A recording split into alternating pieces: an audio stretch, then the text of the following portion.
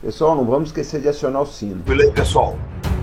Vamos dar o retorno do som. Vou mandar um abraço a todos os produtores de conteúdo amigos desse Brasil. Canal Velho General, canal Bom Combate, canal Pátria e Defesa, canal Homem do Espaço, os irmãos Russo, Rogério Anitablian, grande Rubem Gonzalez, Felipe Quinta, canal Visão Estratégica, Coronel Paulo Filho, e todos os produtores de conteúdo amigos nacionalistas aqui que habitam na nossa comunidade. Aquele abraço para vocês. Pessoal, vamos dar uma olhada depois do vídeo do OTAN que eu lancei hoje, tá pegando fogo.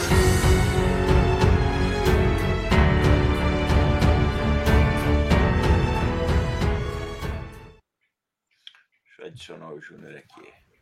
E aí, gente, tudo tranquilo? Como é que vocês estão? Boa noite. Boa noite a todos. Boa noite, Albert. Boa noite, Júnior. Boa noite, Luiz. Tudo bom, gente? Boa noite. Deixa o pessoal se acomodar aqui. Pessoal, é o seguinte.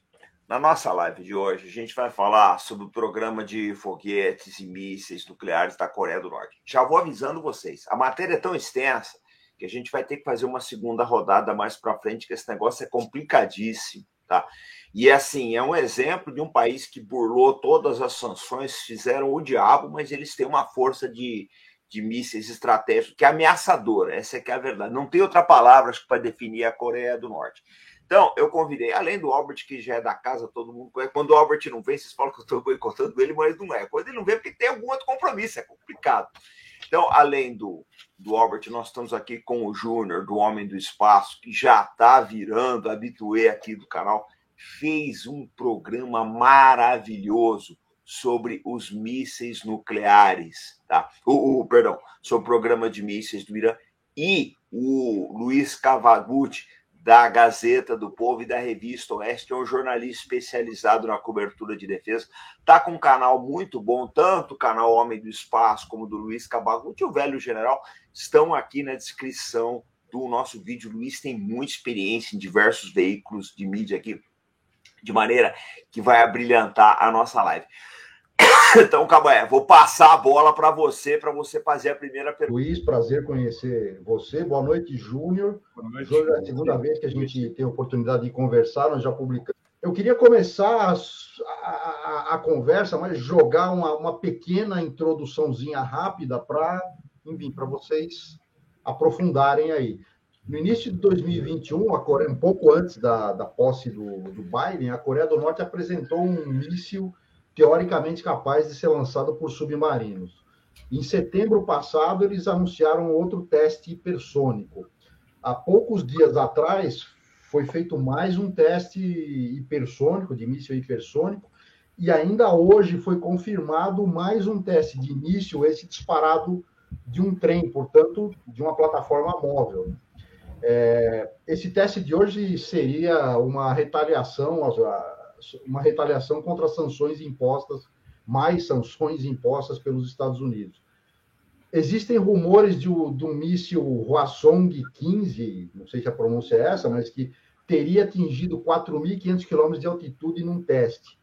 Segundo se diz, se ele fosse disparado numa trajetória mais plana, vamos dizer assim, ele teria um alcance de cerca de 13 mil quilômetros, portanto, teria capacidade de atingir qualquer ponto na Europa ou nos Estados Unidos. A Coreia do Norte já realizou testes nucleares e, apesar das negociações com o Trump aí, alguns anos atrás, a Agência Internacional de Energia Atômica diz que a principal planta de enriquecimento de urânio dele está funcionando a todo vapor. Portanto, pelo menos em tese, eles têm a bomba, eles têm os vetores de lançamento e eles têm, ao que parece, uma variedade de plataformas para disparar. O que realmente se sabe sobre as tecnologias norte-coreanas e como é que eles chegaram nesse estágio? E mais, o mundo deve temer a Coreia do Norte? Pode o Luiz começar? Responder a primeira, Júnior? Pode, posso eu? Pode, vai lá. Depois a gente passa para o Luiz. E, pessoal, vamos dar o like. Não vamos esquecer de dar o like, tá? Vamos dar o like aqui para vocês ajudarem os importante. canais. Tá contigo, Júnior. Beleza. Deixa eu até então para colocar como pano de fundo para ficar ilustrado, comandante, eu vou botar só uma imagenzinha simplesinha descrevendo alguns dos exemplares dos mísseis da Coreia do Norte. Então, aí tem um desenho simplificado, tá? Com vários modelos de foguetes, tá? da Coreia.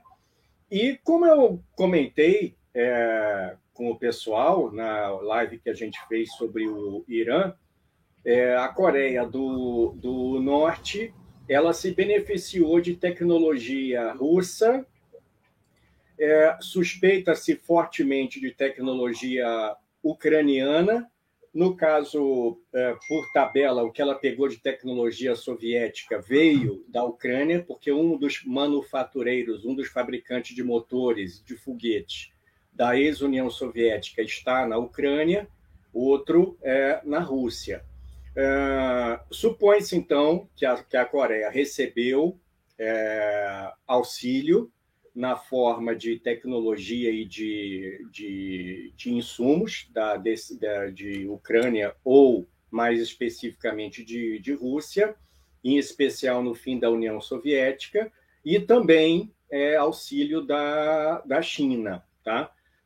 Os modelos de foguetes permitem, segundo se estima aí, como a gente está mostrando aqui, na parte aqui superior tem a vizinhança imediata da Coreia do Norte e com os alcances dos mísseis de menor alcance, 150, 300 quilômetros e 500 quilômetros, isso deixando, obviamente, na esfera de influência o território sul-coreano, né? A esfera de ameaça, né? Englobado pelos subsequentes mísseis da Coreia. Então, a gente tem vários modelos, alguns modelos de mísseis, não se sabe o nome, aí coloca-se uma designação nessa primeira etapa aqui do alcance, o Skyane 24, 23, 25, cada um aumentando um pouco mais, o famoso Scud, que foi ponta de lança para vários lançadores de vários países, nos fins dos anos 70 e etc.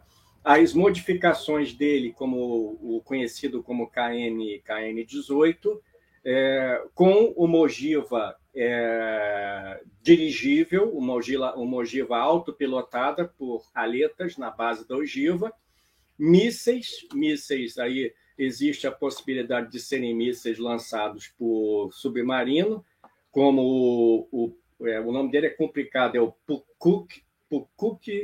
Pukguksong 1. Teria capacidade de alcance de 1.200 quilômetros. Tá? A gente tem modelos como o Pukguksong 3, 4 e 5, com alcances não definidos, nessa última análise que fizeram. O famoso Nodong, que é o Hwasong 7, da família Hwasong. Vários foguetes coreanos têm vários nomes. Então, você pode encontrar a menção a um foguete com um nome numa fonte oriental, por exemplo, e encontra o mesmo foguete com outro nome, com outra designação que foi também liberada pelos norte-coreanos em outra ocasião. Então, a gente tem várias denominações para o mesmo foguete. E a gente tem o Hwasong 12, com 4.500 quilômetros, o Hwasong 14 e o 15, que era o mais avançado até há pouco tempo atrás, e o Hwasong 16, que aqui nesse gráfico estava como desconhecido, né? Foguete já um dos foguetes de maior alcance, né? O Hwasong 5 tem entre 8.500 a 13.000 quilômetros de alcance. E aí vocês veem aqui a esfera 2 de influência dos mísseis mais possantes, chegando aí até 13.000 quilômetros.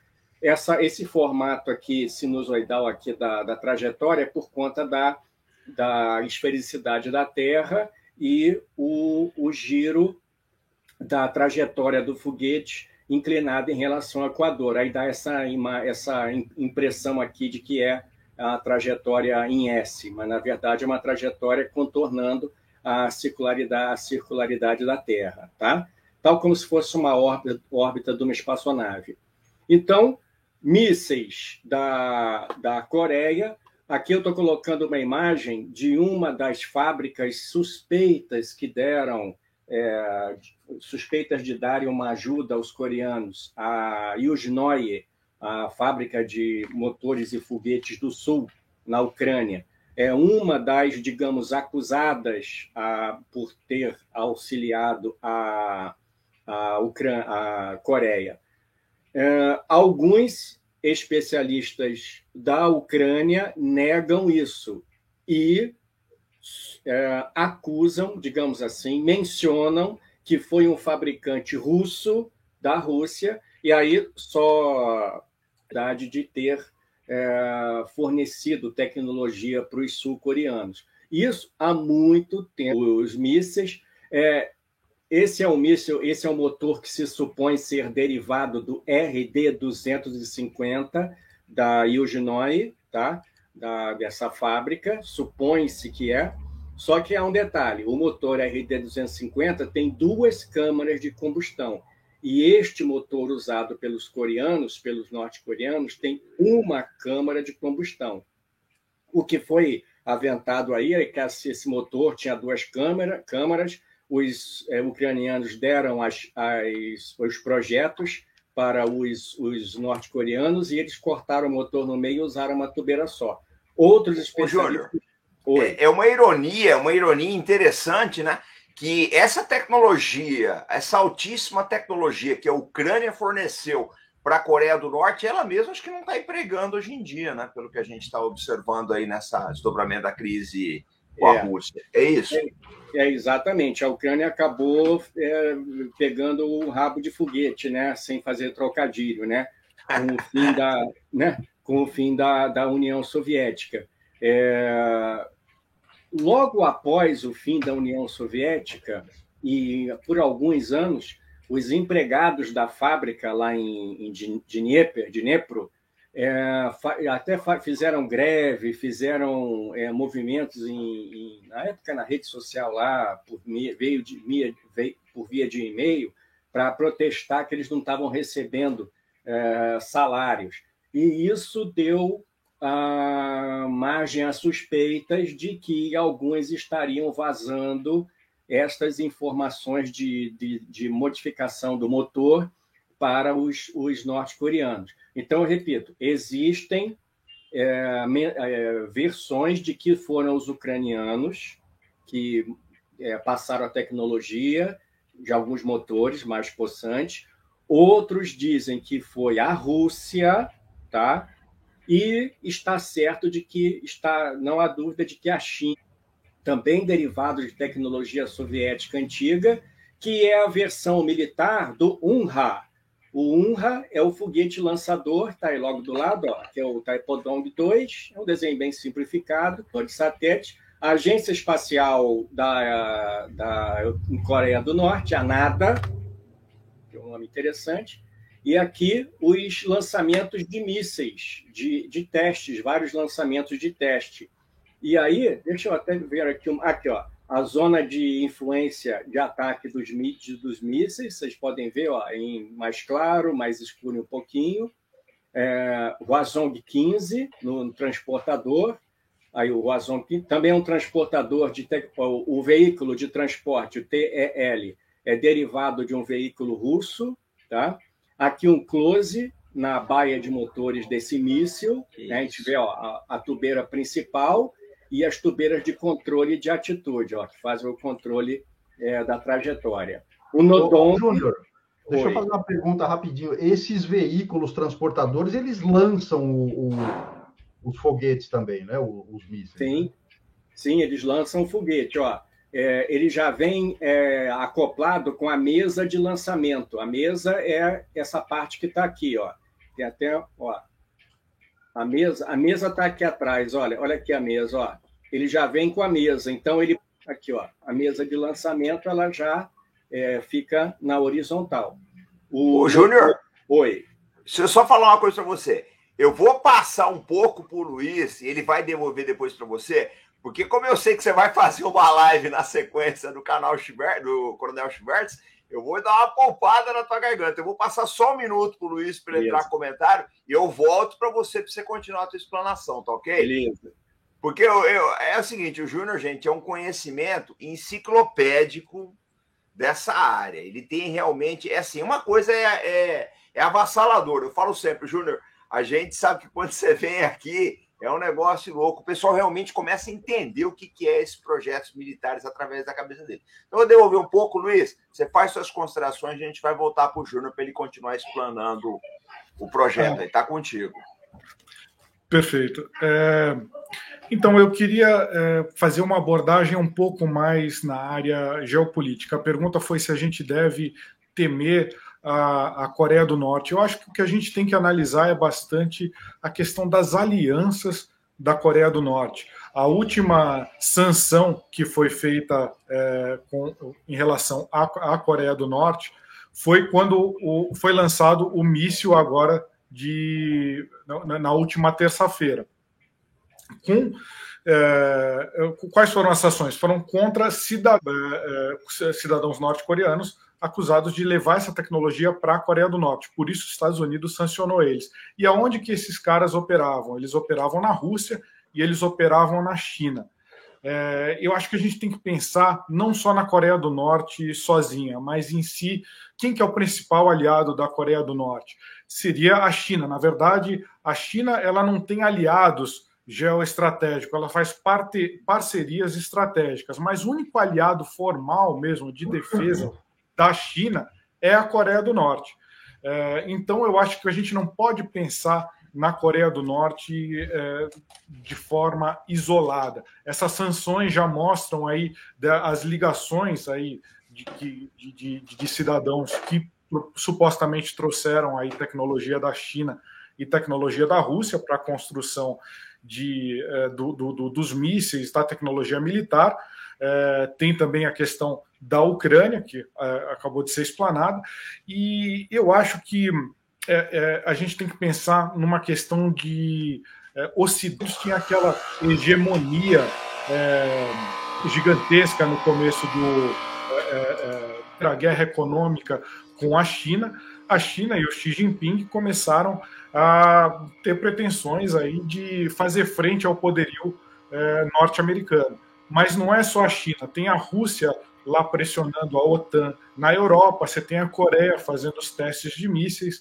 Eu acho que no momento em que você vai estressar as tropas do Ocidente, que elas têm que se preocupar com a Coreia do Norte, está certo que ela tem os seus aliados ali, a Coreia do Sul, o Japão, a Austrália, você tem a competição com a China e você tem a competição com a Rússia, aí, essa rixa, você acaba... não é... Como que os Estados Unidos e seus aliados, eventualmente, num caso de conflito, lutariam em todas essas frentes? Seria muito complicado. Então, eu acho que quando a gente pergunta em deve-se temer a Coreia do Norte ou não, a gente tem que pensar nesse contexto como um todo.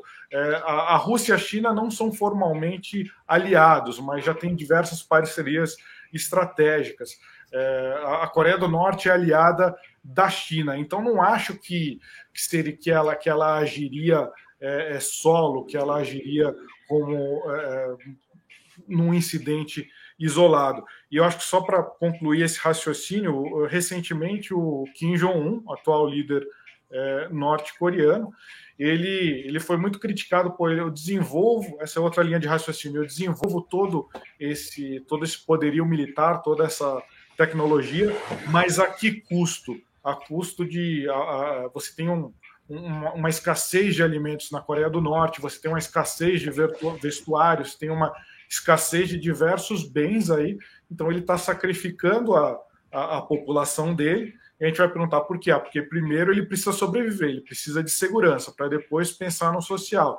E aí quando ele chegar no patamar que ele acha adequado militarmente, ele vai se voltar para o social. Então eu acho que na Coreia do Norte a gente tem que pensar nessas duas linhas de raciocínio. gostaria muito de ouvir também a opinião dos senhores também nessa questão. Luiz, Obrigado, Luiz. Vou fazer uma pergunta um pouquinho, não tem necessariamente a ver com isso, mas se refere às Coreias. Queria ver tua opinião a respeito. O presidente da Coreia do Sul, Moon Jae-in, ele está querendo encerrar a forma, porque a guerra da Coreia, oficialmente, ela nunca terminou, né? Exatamente. E as duas Coreias continuam em guerra, né? E ele quer encerrar formalmente. Há quem diga que ele quer fazer isso por uma questão de para ele passar para a história, enfim, como o presidente que encerrou a guerra. Você acha que isso tem algum impacto prático? Qual a tua visão sobre isso? Então, eu ainda sigo esse raciocínio das alianças. Quando a gente pensa na Coreia do Sul, a gente pensa ele como aliados aí periféricos das potências ocidentais, assim como o Japão e a Austrália. A gente teve aí, durante o governo Trump, uma aproximação dos Estados Unidos com o líder norte-coreano Kim Jong-un, mas não saberia, eu acho que seria muito arriscado dizer se a Coreia do Sul conseguiria reunificar ou não, mas eu acho que enquanto a Coreia do Norte, outras nações de me atacarem, eu acho que eles não vão conseguir sentar numa mesa para negociar esse tipo de coisa. A minha impressão é que eles querem chegar a um patamar que eles se sintam seguros para poder negociar de igual para igual, porque embora a Coreia do Sul não tenha armamento nuclear, como eu disse, ela tem toda essa rede de conexões e de parcerias com as potências ocidentais. Em tese, poderia receber ajuda. Então, eu acho que e não é uma coisa só do Kim Jong-un, o próprio Kim Jong-il, eu acho que já havia esse raciocínio na Coreia do Norte, pensa no resto. Eu acho que quando eles se sentirem seguros, eles podem sentar para negociar e vai ser mais fácil. Mas até lá causa um cenário de instabilidade, né? Eu acho que a gente está falando não só... E a gente também pode pensar numa abordagem aí de sistemas aí, por exemplo, você vê um enfraquecimento do liberalismo no mundo em relação a outro modelo de governo, que seria um modelo mais autocrático, aí, adotado pela China, pela Coreia do Norte. Eu acho que isso está em jogo também. Falar, olha, nós somos mais eficientes militarmente, nós somos mais eficientes economicamente. Então, eu acho que o desafio que a Coreia do Norte lança, ela não é apenas militar, mas se pensar nos seus aliados, na China principalmente, e na Rússia, sem dúvida, é um modelo de governo que tem até ideologia, cultura. Obrigado. Está em mute, comandante. Se uma parte aqui, obrigado, e vou devolver para o Júnior. Eu acho que é por aí. É necessário construir a confiança na Coreia do Norte, mas eu duvido que isso seja fácil na época que nós estamos vivendo, porque nós temos dois problemas que agravaram muito a crise norte-coreana. Dois problemas. Foi Líbia e Iraque. Foram dois países que abriram mão das armas de destruição em massa e acabaram como acabaram. Depois disso, acendeu uma luz vermelha enorme em várias capitais mundo afora, e a Coreia do Norte foi uma delas. Mas eu vou devolver para você aí, Júnior, tá contigo para continuar a explanação do programa espacial norte-coreano. Gente, vamos dar o like, compartilhar o vídeo e se inscrever nos canais parceiros. Os links estão aqui na descrição. Tá contigo, Júnior. Beleza, comandante. Aceita aí a tela aí, que eu vou mostrar. Sim, mais uma curiosidade aí para vocês. Isso. Aí tem modelos de mísseis e transportadores, né? Dos coreanos, né? Sempre mostrados no desfile de aniversário da Revolução, né? Desfiles lá da família do Kim, etc., né? Uma coisa que é bom a gente ter em mente. Geralmente, a Coreia do Norte ela desfila alguns transportadores com mísseis que ou estão em estado em fase de teste ou de conceito, e não necessariamente são... Eles estão, aí mostram um desses transportadores, esse aqui, ó, nesse cantinho aqui é o Huazong 13, tá?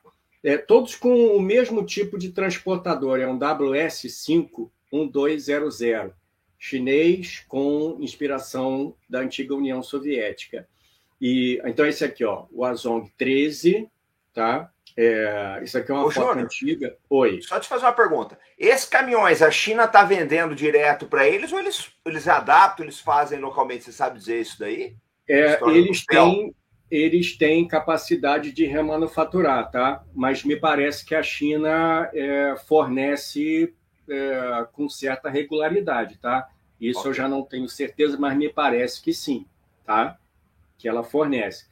Mas os coreanos, eles têm um bom parque assim que permite remanufatura, conversão de equipamento, etc. Só não tem, segundo dizem os especialistas, só não tem condição de modificar um motor completo. Esse é um dos argumentos que alguns especialistas colocam, alguns especialistas colocam na mesa para colocar em xeque a possibilidade dos coreanos terem comprado, recebido os planos de um motor da Yuzhnoye, como eu falei, da Ucrânia, o RT-250, que tem 2 câmaras, como eu falei anteriormente, e adaptarem para uma câmara só. Isso, muitos analistas não têm confiança de que, não acreditam que a Coreia do Norte tem a capacidade de pegar um motor e desmontá-lo dessa maneira. Por quê? Não é simples você modificar um motor já pronto, você recebe um motor com 2 câmaras e uma bomba comum para os dois, uma bomba comum. Não é simples você fazer isso. Ô, Júnior, mas vem cá, qual que é a vantagem de 2 câmaras para uma câmara só? Tem alguma, você sabe se tem alguma vantagem disso aí? Algum ganho para eles? Depende do tipo de performance exigida do motor. Se você fizer um motor com uma câmara de combustão única e ele precisar de muita potência, você em si do sino da tubeira de grande tamanho. Se você pegar o seu motor, cujo coração é a bomba, o coração de motor de foguete de combustível líquido é o que a gente chama de turbomaquinaria. É a máquina que puxa o propelente, o combustível oxidante e joga dentro da câmara de combustão. Alguns países, como por exemplo a União Soviética, na impossibilidade, devido a tempo, dificuldade de fazer um motor com uma câmara muito grande, uma câmara de combustão e uma tubeira muito grande, resolveu construir uma boa turbomaquinaria e alimentar várias câmaras. Então, por exemplo, esse motor que eu estou falando, o RT-250, com 2 câmaras, 3 deles eram instalados num foguete soviético chamado R-36 e também no foguete espacial da União Soviética chamado Cyclone, em algumas variações. Então, para você simplificar a sua construção e etc., muitas vezes você constrói o motor com várias câmaras de combustão alimentados pela única turbobomba, que, repito, é como se fosse, digamos assim, o coração do motor foguete, né? Aqui é outro Hwasong, tá? Com outra cabeça de guerra, tá? Com outra ogiva. Aqui é um foguete de combustível sólido dentro de um container do casulo, tá? E aqui é um outro transportador com um outro foguete de combustível sólido, míssil também estratégico, também em parada de comemoração, né? Aqui é o gordinho, né? O Kim Jong-un, na frente de um desses transportadores, WS-5-1200, junto com o Hwasong 14, tá? E aqui embaixo Deixa eu fazer aqui. Deixa eu ver se... Vou voltar aqui. Tem uma travadinha aqui. Deixa ele... Isso, ele vai mostrar aqui. Enquanto o computador aqui, ele desengasga, o semelhante ao caminho dos americanos e dos russos, convertendo mísseis de uso militar, mísseis estratégicos, para uso espacial. E aí, como eu falei para vocês, o Taepodong deu origem ao UNRWA, do qual hoje existe o UNRWA-3, que é o modelo atual de lançador espacial da Coreia. Ele deu uma travada aqui, eu vou fechar aqui e vou tentar abrir de novo, só para mostrar para vocês o UNRWA. Deixa eu botar aqui de novo, abriu. Deixa eu botar aqui de novo. Pedir aqui para você aceitar aqui. Já abriu de novo. Aqui, ó. Aqui o UNRWA. Aí, ó. O UNRWA-3. Ele é um foguete de mais aí de metro e ele é capaz de colocar satélites em órbita terrestre. Ele é um foguete de 3 estágios, todo de combustível líquido. Aqui vocês podem ver a decolagem do UNRWA também. São motores derivados daquele foguete que eu falei lá no início, o Nodong, que é um foguete que, por sua vez, ele é herdeiro do... o satélite, ele está aqui na parte de cima, tá? Aqui é a carenagem onde fica o satélite. Aqui o primeiro estágio do UNRWA, aí vocês podem ver o motor, tá? Com as tubeiras de propulsão principal, e aqui as tubeiras de controle de pilotagem, controle de atitude do foguete. Aqui é o segundo estágio, é uma imagem bem antiga, tá? Aqui é o terceiro estágio, também de combustível líquido. Aqui uma imagem aqui do UNRWA-3 também, olha. Aí, ó. E lembrando, esse foguete aí é capaz de colocar uma carga em órbita e ele é irmão de um foguete, aqui é a seção de cabeça, a carenagem de cabeça, ele é irmão de um foguete militar. E aqui um desenho antigo já, mas serve como ilustração, dos foguetes de intercontinentais, né? De alcance intermediário e intercontinental da Coreia, né? Eu tenho aqui também, se você quiser, comandante, eu tenho aqui também as imagens dos satélites coreanos. Nós vamos chegar lá. Eu só vou devolver para o pessoal, tá? Para as próximas perguntas e a gente entra nos satélites aí. Quer fazer a próxima colocação aí, Albert Luiz? O microfone de vocês está fechado. Eu queria fazer um comentário, eu acho que... Vai lá. Não entrando muito no mérito técnico, mas no mérito de imagem. Os foguetes que foram lançados, os mísseis que foram lançados nos últimos 10 dias pela Coreia do Norte, 2 deles, alegadamente, seriam os tais dos mísseis hipersônicos, ou seja, planadores hipersônicos. Qual que seria aí a diferença? Não vou entrar tão tecnicamente, que não tenho tanto conhecimento quanto o Júnior em relação a isso, mas qual que é o ponto de vista da imagem que a Coreia do Norte está passando? Quando você fala em míssil hipersônico, seria um míssil que conseguiria se evadir de defesas antiaéreas. Quando a gente pensa num míssil balístico, ele pode ser até mais um míssil nuclear, né, um ICBM. Ele tem até uma velocidade mais alta que o míssil hipersônico, só que o míssil hipersônico ele consegue mudar a sua trajetória, invadir dos radares por mais tempo, e seria mais difícil para as defesas antiaéreas conseguirem abater esse míssil.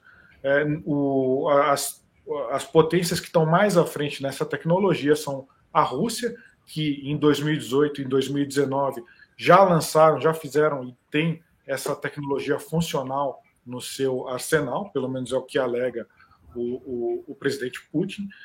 E a China fez um teste que o exército americano chamou de momento Sputnik, porque eles ficaram impressionados com a qualidade. A China soltou um desses mísseis no ano passado, que era um glider, né, um planador, que fez uma órbita inteira na Terra e depois reentrou na atmosfera, o míssil hipersônico, e atingiu um alvo em terra na China. Não, na verdade, não atingiu, passou perto, mas mesmo assim isso causou muito espanto nos americanos. Então, eu acho que o que em termos de imagem, o que a Coreia do Norte está passando nós temos agora um míssil que ele é capaz de se evadir das suas defesas antiaéreas. Então, em tese, se eu quiser, eu consigo atacar aqui a Coreia do Sul e vocês não vão conseguir se defender, ou eu consigo atacar o Japão e vocês não vão conseguir se defender porque é um míssil hipersônico. Então, eu acho que existe o termo de corrida armamentista pode ser um pouco controverso, mas de alguma forma você tem aí diversas potências correndo atrás dessa tecnologia. Até o próprio Brasil está procurando aí a tecnologia do 14X, que é um planador dessa mesma, que é um míssil, na verdade, para dominar essa tecnologia. Claro que num estágio anterior ao da Coreia do Norte e muito anterior ao da Rússia. Então, eu acho que a gente tem que, quando a gente analisa a capacidade da Coreia do Norte, a gente tem que pensar em que mensagem eles estão querendo passar também.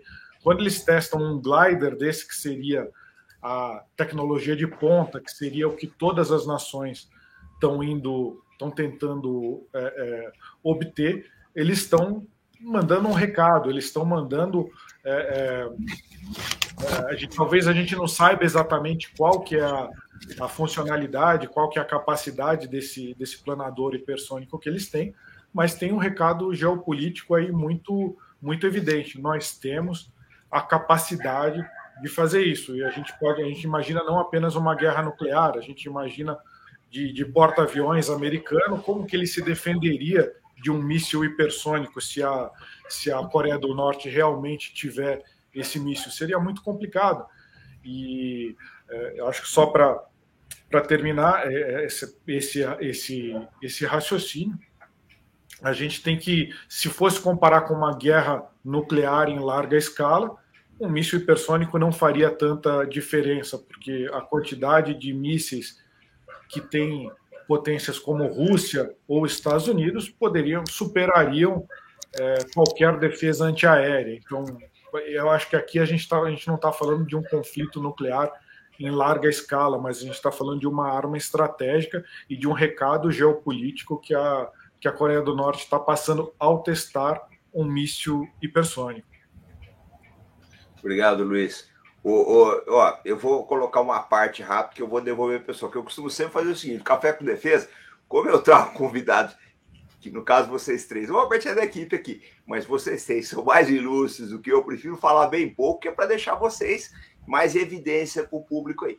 Mas a impressão que eu tenho, Luiz, com base do que está acontecendo no Iêmen e o que aconteceu na faixa de Gaza, veja bem, e esses dias no Iraque também, que atacaram a embaixada americana, a impressão que eu tenho, eu não tenho certeza, a impressão que eu tenho no primeiro momento é que num ataque over, né, numa saraivada, numa coisa que sature as defesas, vai acabar passando. Basta passar um desses artefatos aí para você ter um estrago grande. Então, eu não sei, por alguns despachos que eu tenho visto de comandantes da região do Indo-Pacífico, comandantes americanos da região do Indo-Pacífico, principalmente da Marinha, eles estão muito preocupados com essas tecnologias e chamam essa turma aí de eixo do mal.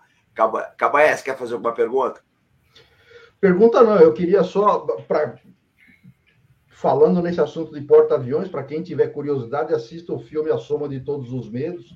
Tem uma cena lá em que os russos derrubam um porta-aviões americano com um ataque com uma quantidade de mísseis ali que, no final, um ou dois ali atingem o alvo. Mas o que eu queria, na verdade, não é fazer uma pergunta, é deixar no ar aqui já para o Júnior e para o Luiz também, uma próxima live para falar do 14X da FAB. Sim. Uhum. Já está convidado todo mundo aí. Já está convidado bem, todo mundo. Vou aproveitar só. Eu tenho uma coluna de texto, né, escrito na Gazeta do Povo, e eles fizeram esse. Aliás, excelente a coluna, parabéns. Agradeço muito, irmão. Eu deixei teu canal aqui na descrição, o teu do Júnior, daqui. O do Albert já está no template, mas o de vocês eu deixei aqui. Quando o comandante Robson falou que a gente ia falar de mísseis e Coreia do Norte, eu escrevi neste sábado, a manchete da Gazeta do Povo, uma reportagem sobre esse teste do 14X. Quem tiver curiosidade lá também tem. É claro que eu não tenho a profundidade aí do Júnior, o conhecimento do Cabaé e do comandante Robson, mas como jornalista eu tentei ouvir aí todas as partes envolvidas que quiseram falar comigo e trouxe lá a comparação desse. Seria interessante colocar, só antecipando que a gente vai fazer da próxima live, né? O governo tem vontade de investir nesse tipo de projeto, mas a restrição orçamentária aí acaba fazendo com que essas empresas que desenvolvem esse tipo de mísseis tenham que ir atrás de financiamento privado, que deixa meio elas à sorte de se achar comprador no exterior e tal. Eu acho que essa é uma discussão que a gente poderia fazer aí mais para frente. Não, vamos sim, sem dúvida. Obrigado, Luiz. Essa é uma discussão importantíssima. Obrigado, Cabaé. Eu vou passar para o Júnior para ele falar dos satélites aqui. Tá? Eu estou te poupando um pouco, Júnior, porque para quem não sabe, gente, o Júnior vai estar aqui daqui a pouco no canal Bom Combate do Coronel Chivertes falando sobre o programa nuclear, programa de foguetes da Índia. Então daqui vocês já saem, vão lá no Bom Combate que vai ter o programa de foguetes da Índia. Júnior, tá contigo, camarada? Isso aí. Comandante, aceita aí, por favor, a tela aí. Vamos lá, garoto. Isso, aí, ó. O satélite norte-coreano, né? Esse aí sempre o nome coreano é difícil, né? Kwangmyong Yongsong, é o Luz das Estrelas, né? Esse aí é o primeiro modelo 1, foi lançado por um Paik-Tuzan, aquele foguete mais esguio, né? Parente do primeiro modelo do Nodong, tá? Ele fracassou, foi em 1998 o lançamento dele, tá? E ele fracassou o lançamento, ele perdeu o controle na hora de separar o satélite. Dá para ver assim, que é um veículo assim bem, vamos dizer assim, bem simples, né? A construção dele, o design é bem cru. Parece um pouco com o primeiro satélite da China, tá? É um satélitezinho de 15 quilos, só que ele não conseguiu ser colocado em órbita, né? Depois eles pararam o tempo, até o líder na época, o pai do gordinho, do Kim de hoje, ele tinha feito uma espécie de moratória espacial. O governo anunciou que não iria desenvolver foguetes de grande porte, etc. Isso lá pelos idos de 99, parece que ele deu foi tipo um golpe, não sei o que foi. Ele promoveu tipo uma moratória unilateral, mas logo depois ele, ao que indica que essa moratória foi só para inglês ver, ele continuou colocando fundos, colocando orçamento, verbas para o desenvolvimento continuado de foguetes. Aí eles desenvolveram outro, esse aqui eles lançaram outro Kwangmyong, ele também não conseguiu ser colocado em órbita, tá? As fotos dos satélites sul-coreanos são sempre difíceis de conseguir, porque parece que é um reflexo aí de como as coisas funcionam lá, e eles gostam de mostrar os músculos militares nas paradas, mas para certos dados técnicos acerca dos veículos, eles são meio reticentes, né? Aí tentaram lançar outro em 2006, outro em 2009, outro em 2012 e no fim de 2012, em dezembro, que eles conseguiram colocar o Kwangyong-dong Song, KMS-KWS, que foi colocado em órbita, era um satélite de quase 110 quilos, tá? E esse aqui é o modelo 4, que foi colocado em órbita em 2016. Tem um negócio interessante com relação ao programa de satélites da Coreia. Eles não têm, pelo que a gente sabe, uma base científica para justificar lançamentos de grandes satélites complexos. O que eles fazem no espaço até agora dá mais a impressão de que é um ensaio para futuras atividades e um meio alternativo de desenvolver tecnologias militares, tá? Porque é difícil você ver a Coreia do Norte lançando algum tipo de espaçonave com objetivo científico que seja mesmo útil ou relevante, tá? Talvez até como a sociedade lá ela se organiza, a gente sabe que o país tem uma dificuldade ali de liberdade de expressão, né, de tudo, é um país totalmente fechado, né? Então, isso limita, pelo que parece, limita um pouco as atividades, tá, do programa espacial. E aqui, só para lembrar vocês, lembrando aqui que o Albert falou no início, eles fizeram testes com os seus foguetes, né? Como são normalmente os testes de mísseis, para observar o alcance, eles lançam esses foguetes em trajetória quase vertical, né? E o último teste que eles haviam feito com uma série desse tipo de míssil tinha atingido aí 4.500 quilômetros.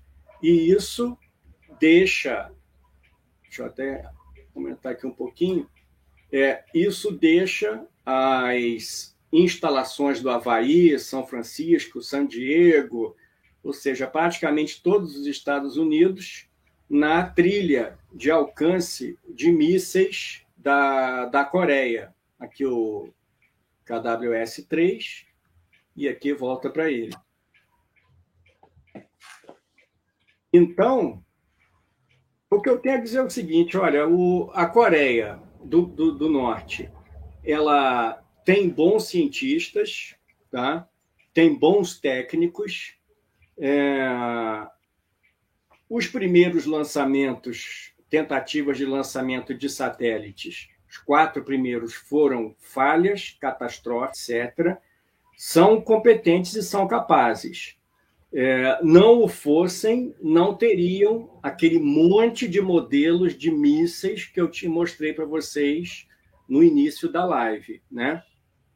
E eles têm capacidade logística, pelo que parece, pelo que mostram, de colocar esses veículos em atividade operacional, né?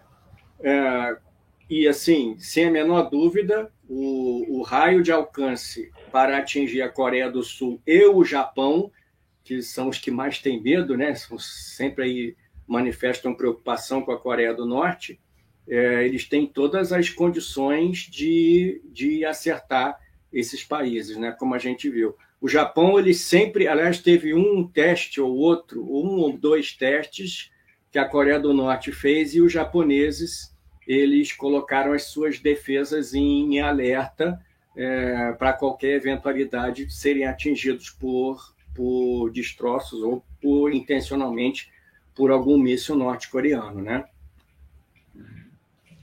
É isso aí.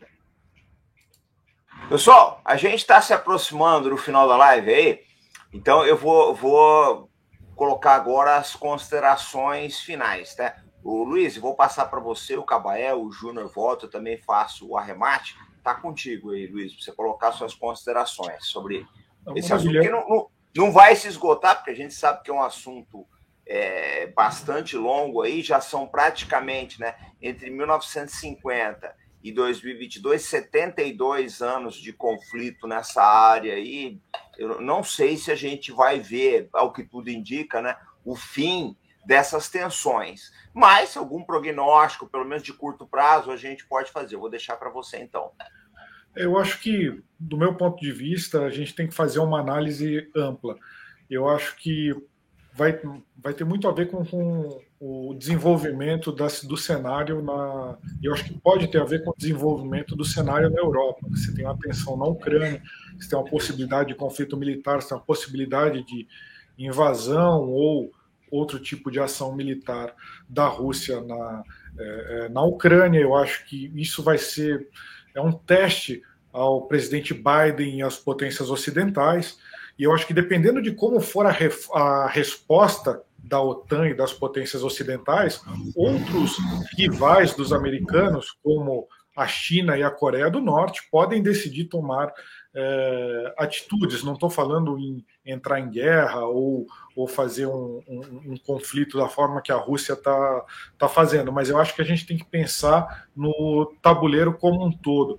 Eu acho que se o Putin está testando como que o Biden está lidando com essas coisas, e se ele demonstrar fraqueza, ou se ele ficar claro para o mundo que uma ação da Rússia, por exemplo, pode sair impune pelo Ocidente, ou não ter uma reação do Ocidente, eu acho que outros rivais de Washington podem agir. Aí a gente está falando de Coreia do Norte, a gente está falando de Irã, não estou falando em agir necessariamente contra os Estados Unidos, mas agir nos seus contextos. O Império do Mal. Hã? O Império do Mal. Exatamente. Você tem aí o ouro contra os Estados Unidos. Lógico, eu estou falando porque a gente está na América, não necessariamente que o Brasil aderiria a Estados Unidos ou China, mas falando de mundo ocidental, que sempre foi aí a gente analisar como um todo como que vai ser a resposta das potências do Ocidente a essa situação na Europa. Isso pode desencadear outros conflitos aí ao redor do mundo, não necessariamente contra Estados Unidos e seus aliados, mas talvez regionalmente. Obrigado, Luiz. Cabaé, tá contigo aí. Tem novidade do velho general essa semana? Boa noite. A gente sempre procura trazer alguma coisa nova, né? Essa semana vai sair mais algumas resenhas de filmes aí. Eu estou pensando em fazer uma resenha aí de um filme que eu vi esses dias chamado Um Homem Comum, que ele não é um filme de guerra, não é um filme militar, mas ele mostra, depois da guerra da Iugoslávia, ali a Sérvia, enfim, aquela região toda, um general ali que se escondendo de ser capturado. O filme é muito interessante. Esse com o Ben Kingsley que você falou? Do Ben Kingsley. O Ben Kingsley é excelente ator, né? Só faz gol. O Neymar dos atores aí. E esse filme não é um filme do grande circuito aí de Hollywood, não é um blockbuster, nada disso, mas é um filme que traz uma reflexão muito interessante. Do Júnior, do Luiz, e enfim. E aí, agradecer aí a todos os no blog Velho General, quem puder assine o Velho General, o blog. São só R$10 por mês e ajuda a gente a manter aí. Camarada, que hoje você vai ter um dia ocupado. Vai sair daqui e já vai pular lá no Bom Combate, falando troca de HD, só falando sobre Índia. Hoje a gente tá te espremendo aqui nessa comunidade, tá contigo. Tem problema não, tamo aí para isso aí. Obrigado aí, comandante aí, sabe, pode contar comigo a hora que quiser. Valeu aí ver o Cabaré Albert novamente mais uma vez. Luiz, prazer estar aí com você também. Gosto muito da Gazeta do Povo, acho que é um dos poucos jornais que se pode ler, né? Então é legal. E tô aí à disposição, tá, pessoal? Para qualquer eventualidade aí, outras lives, estamos aí, pode contar comigo aí sempre aí. Beleza. Muito obrigado, Júnior. Gente, deixa eu fazer algumas considerações finais aqui para vocês. Vocês estão vendo que é um projeto de Estado, né? Que ele não muda de governo para governo. Os projetos de foguetes da Coreia começam lá no Kim Il-sung, passa para o Kim Jong-il, depois para o Kim Jong-il e depois vem para o Kim Jong-un, de avô para neto por quase 70 anos aí. Uma coisa que aqui no Brasil falta um pouco. Eu tive algumas oportunidades bem infelizes na minha carreira militar de ver isso.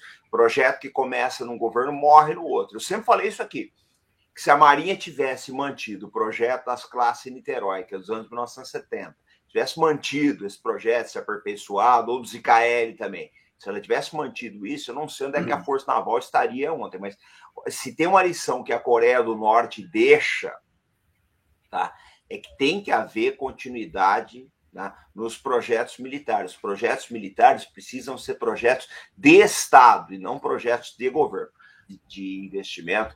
Falar sobre as necessidades da indústria de defesa, mas eu vou encerrar a live.